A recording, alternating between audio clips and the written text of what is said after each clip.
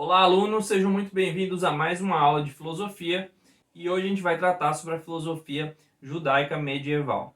Bem, pessoal, a filosofia judaica, ela tem uma expressão na antiguidade com o filósofo Filon de Alexandria e depois de Filon, ela vai ter um momento aí de pouca expressão até que depois do ano 1000 volte-se a ter filósofos expressivos, né? Então a gente vai ter dois nomes principais dessa filosofia medieval judaica, que vai ser o Salomão ibn Gabirol, tá aqui, Salomão ibn Gabirol, e também o Moisés Maimônides, ou Moisés ben Maimon, tá? Se a gente for recordar lá na antiguidade, qual foi o pensamento e qual foi a proposta deste primeiro filósofo hebreu que eu citei aqui, o Filon de Alexandria. A ideia dele era tentar conciliar a filosofia com a religião hebraica. Então, Filon de Alexandria ele vai pegar ali os 5 primeiros livros da Bíblia hebraica, que também são chamados de Torá ou Lei de Moisés, né? E ele vai tentar conciliar tudo que está ali com a filosofia de Platão, né? Com o pensamento platônico. Aqui, na Idade Média, a gente vai ver que o Salomão ibn Gabirolo ele vai fazer a mesma coisa, né? Beleza, o Salomão ibn Gabirolo ele nasceu na Andaluzia. Para quem está um pouco desligado aí desse termo, Andaluzia se refere à Península Ibérica, principalmente à parte sul da Península Ibérica, que engloba aí a metade de baixo, tanto de Portugal quanto da Espanha atuais, né? E que na época da Idade Média pertencia aos árabes, ou seja, era uma região de domínio árabe, né? Então é interessante notar que Salomão ibn Gabirol, lembrando aqui, né, árabes e judeus são etnias diferentes, mas ele nasceu numa região aí de domínio árabe e a sua obra também foi escrita em árabe. Então está aqui o que eu falei, né, tentativa de harmonizar religião e filosofia. O Salomão ibn Gabirol, ele vai tentar também associar a crença bíblica ou a crença mosaica, a crença judaica, com a filosofia de Platão, ou seja, ele também vai estar na mesma tradição filosófica aí que Filon de Alexandria lá da antiguidade, tá bom? Então, o que o Salomão ibn Gabirol ele vai ter de, digamos assim, ideia mais característica, uma ideia mais marcante assim do pensamento dele? Bem, a gente tem que entender que ele vai tentar estabelecer uma cosmologia, certo? Uma cosmologia. O que é uma cosmologia? Pensa, cosmos significa universo, ou seja, o mundo conhecido, até conhecido naquele tempo, né, só se conhecia o sistema solar, né? Quer dizer, os planetas do sistema solar, o Sol, a Lua e o planeta Terra. Hoje, nosso cosmos significa muito mais, significa todas as galáxias, né, e tal. Mas para eles, cosmo era isso. Então, esse mundo sideral e também terrestre. Cosmologia seria você entender o cosmos, o que é o cosmos. E também uma cosmogonia, quer dizer, gonia significa geração, nascimento, início. Então, de onde veio esse cosmos? Então, essas duas palavras aí estão interligadas, quer dizer, o que é o cosmos, cosmologia, e de onde veio o cosmos, cosmogonia. Então, esse mais ou menos é o campo de estudo, ou a área de estudo que o Ibn Gabirol vai se dedicar. É isso que ele vai tentar responder, né? E a forma como ele explica o universo é através do hilemorfismo. Esse termo é um termo posterior que outros filósofos aplicaram ao pensamento do Salomão. No caso, hilemorfismo significa matéria e forma, ou seja, hile vem do grego, significa matéria, e morfê também vem do grego, significa forma. Por que esses filósofos posteriores aplicaram esse termo, hilemorfismo, à filosofia do Salomão? Justamente porque Salomão, apesar dele não usar esse termo, hilemorfismo, ele vai dizer que tudo que existe no cosmos é composto por matéria e forma. E aí você pensa assim, olha, isso aí eu já posso entender mais ou menos do que ele está querendo falar, né? Porque se você que já assistiu aí as aulas sobre Platão, sobre Aristóteles, você pensa, poxa, beleza, é fácil de entender isso. A gente tem, sei lá, uma parede, um lápis, um guarda-roupa, alguma coisa assim, e você pensa que aquilo ali tem uma matéria, quer dizer, aquela matéria é um mineral, é um vegetal, é alguma coisa animal, e ele tem uma forma, quer dizer tem um conteúdo ali que expressa o que aquela coisa, ou no que aquela matéria subsiste, né? Quer dizer, aquela matéria subsiste em uma forma. Que forma é essa? A forma daquele objeto, quer dizer, ou um lápis, ou um guarda-roupa, ou um pedestal, alguma coisa desse sentido, né? Então você mais ou menos entende isso aí. Só que o que o Salomão Ibn Gabirolo vai te falar, que talvez você não tenha pensado ainda, é que o Salomão vai dizer que as coisas espirituais também são compostas por matéria e forma. Ou seja, quando a gente fala de uma coisa abstrata, uma coisa espiritual, como por exemplo um anjo, né? Um anjo seria algo imaterial, seria algo abstrato. E os anjos, você vê no pensamento ali hebraico, na Bíblia hebraica, você vê falando sobre os anjos. E aí o Salomão vai dizer que eles, ou seja, esses seres, eles também vão ter matéria. Eles também vão possuir uma matéria, só que essa matéria ela vai ser diferente da matéria que nós conhecemos. Por quê? Porque o anjo ele é diferente da gente. Quer dizer, o anjo ele aparece, desaparece, ele meio que está num lugar, depois aparece em outro, então é meio que ele teletransporta, ele passa através de paredes, digamos assim, ele tem uma dinâmica diferente, né? Por que ele tem essa dinâmica diferente? O Salomão vai dizer que justamente porque a matéria que forma o anjo é uma matéria espiritual. Claro que isso aí é meio paradoxal, né? Você pensa, pô, espírito, essa palavra espírito, né? Vem de espírito, ou seja, é algo, é um sopro, né? Um vento, é algo imaterial. Então já tem um paradoxo aí com relação a um espírito ser formado de matéria. Mas é dessa forma que o Ibn Gabirol vai trabalhar. É claro que ele vai dizer que existe um ser que não possui matéria. Ele vai dizer que o único ser que está fora desse hilemorfismo, né, apesar dele não usar esse termo, é Deus. Quer dizer, Deus é o único ser que não tem essa característica de ter matéria e forma. Por quê? Porque Deus é o Criador. Né? Deus é o Criador. Então ele é o Criador da matéria e da forma. Entendeu? Então Deus já cria essas coisas. Então ele está acima dessas coisas. Ele não está submisso ou subordinado à matéria nem à forma. Ele está acima dessas coisas. Entendeu? Então é dessa forma que o Salomão vai descrever o mundo. Beleza, pessoal. Então vamos agora para o Moisés Maimônides, né? Então, Moisés Maimônides, ele também vai nascer na Andaluzia. Lembrando, Andaluzia, Península Ibérica, seria o que hoje a gente conhece como Espanha.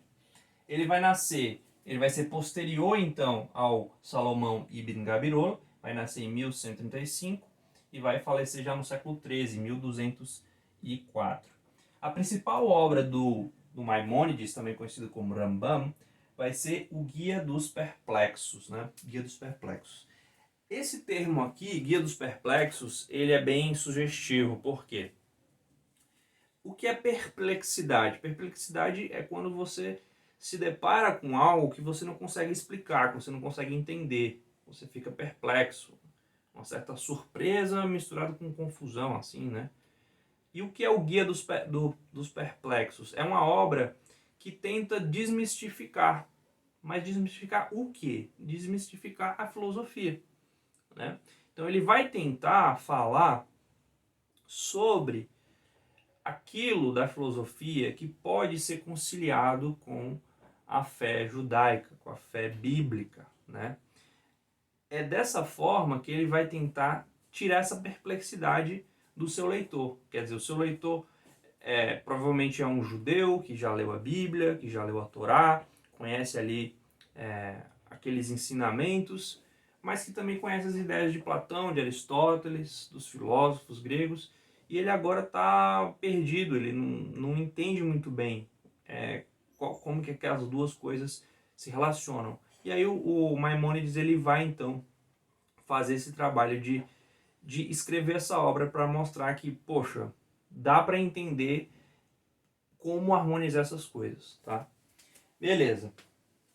O Rambam, ele também vem desse contexto árabe, quer dizer, tanto o Ibn Gabirolo quanto o Maimônides, eles estão dentro de um mundo, digamos assim, dentro de um contexto geopolítico que havia sido dominado pela expansão dos califados árabes, né? Dos califados que levantavam aí a bandeira do islamismo, certo?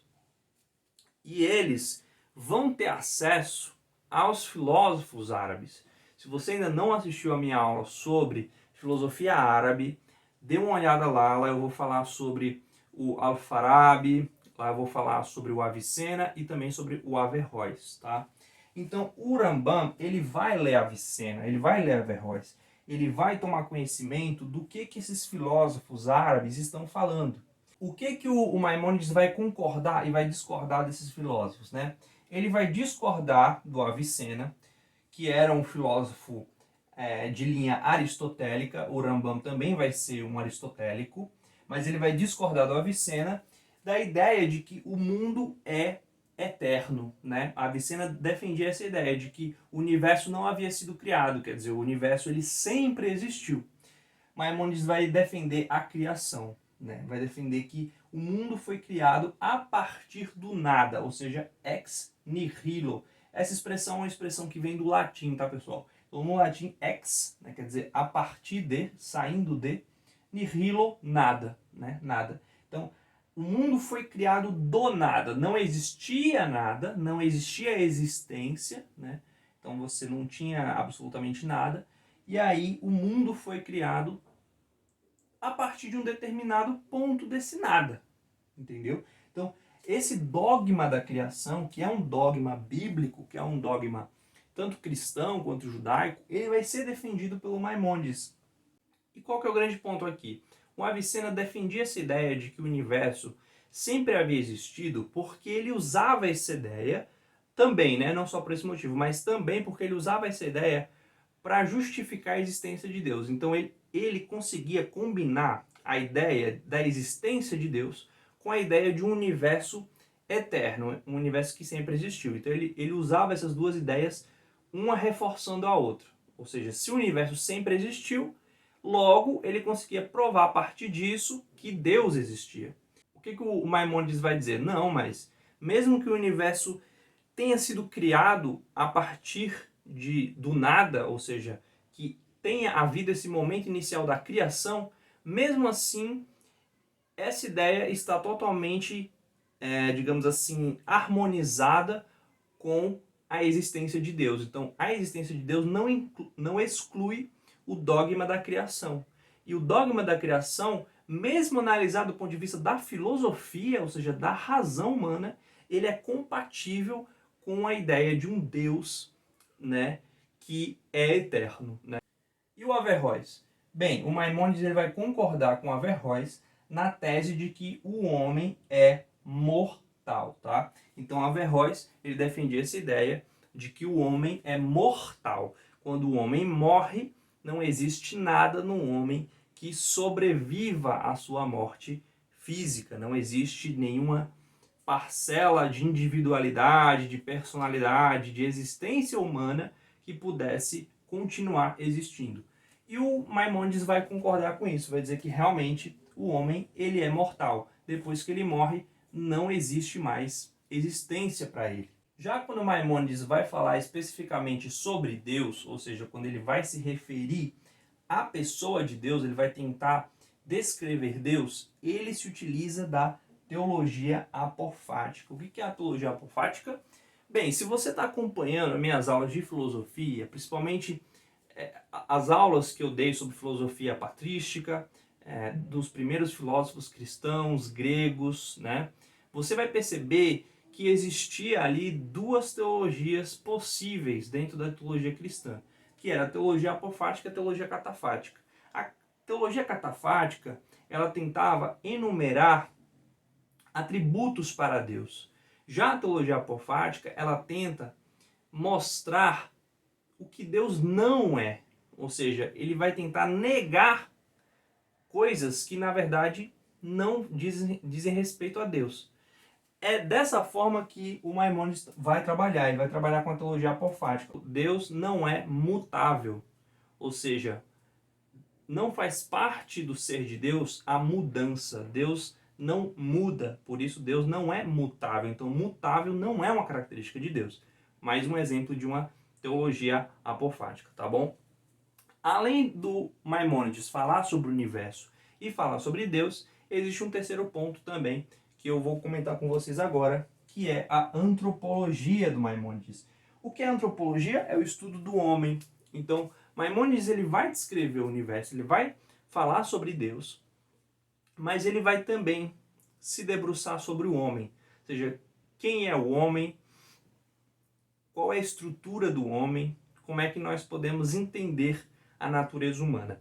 O Maimônides vai dizer que o homem ele é composto por faculdades, ou seja, existem funções que o homem desempenha que são próprias da sua natureza.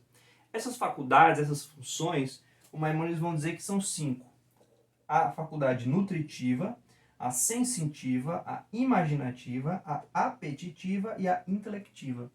O que é a faculdade nutritiva? É aquilo que gera no homem justamente a sua existência física. Ou seja, o seu aparelho digestivo, a sua mastigação, o seu estômago, os seus órgãos excretores, tudo isso faz parte dessa existência fisiológica do homem. O homem precisa se nutrir. A segunda é a sensitiva, ou seja, o homem sente. Ele sente, por exemplo, quando está frio, ele sente quando está calor, ele sente quando está muito iluminado ou está muito escuro.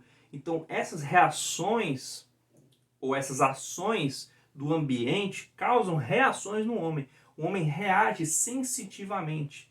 O homem sente medo quando ele está diante de um penhasco, por exemplo. Então todas as sensações fazem parte também da natureza do homem. A próxima, imaginativa. O homem é capaz de gerar imagens, né? Gerar imagens na sua mente. Então aqui diz respeito, por exemplo, a quando o homem é capaz de captar as imagens, guardá-las e reproduzi-las. Então, quando eu conto uma história para você, eu falo sobre um jovem que trabalhava como pastor de ovelhas.